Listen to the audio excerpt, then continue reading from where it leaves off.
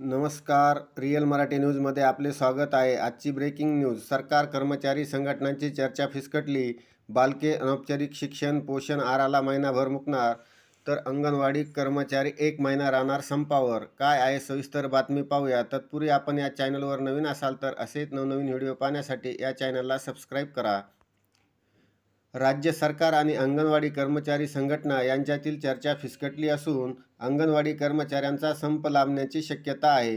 त्यामुळे ग्रामीण भागातील चिमुकली मुले अनौपचारिक शिक्षक आणि पोषण आहारापासून आणखीन महिनाभर मुकण्याची शक्यता आहे. त्याचा संबंधित फटका अतिदुर्गम भागातील बालक आणि स्तनदा मातांना बसणार आहे. अंगणवाडी कर्मचाऱ्यांनी विविध मागण्यासाठी 4 डिसेंबर 2023 पासून बेमुदत संप पुकारला आहे. त्यांची विधान भवनावर शुक्रवारी मोर्चाही काढला. मात्र राज्य सरकार त्यांच्या मागण्यास सकारात्मक नसल्याचे दिसून येते.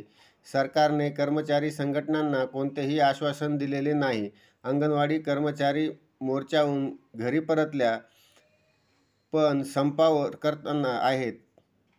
त्याचा परिणाम ग्रामीण भागात 3-6 वयोगटातील बालके अनौपचारिक शिक्षण, आरोग्याची निगा आणि पोषण आहार यापासून दुरावले आहेत.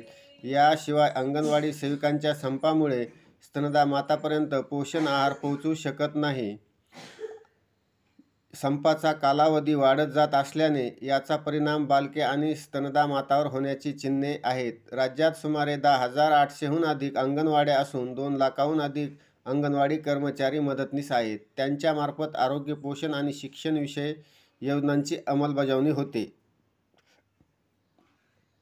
परंतु अंगणवाडी सेविका कर्मचारी मानधनवाढ, निवृत्तीवेतन, ग्रॅज्युटी मिळावी यासाठी बेमुदत संप पुकारला आहे.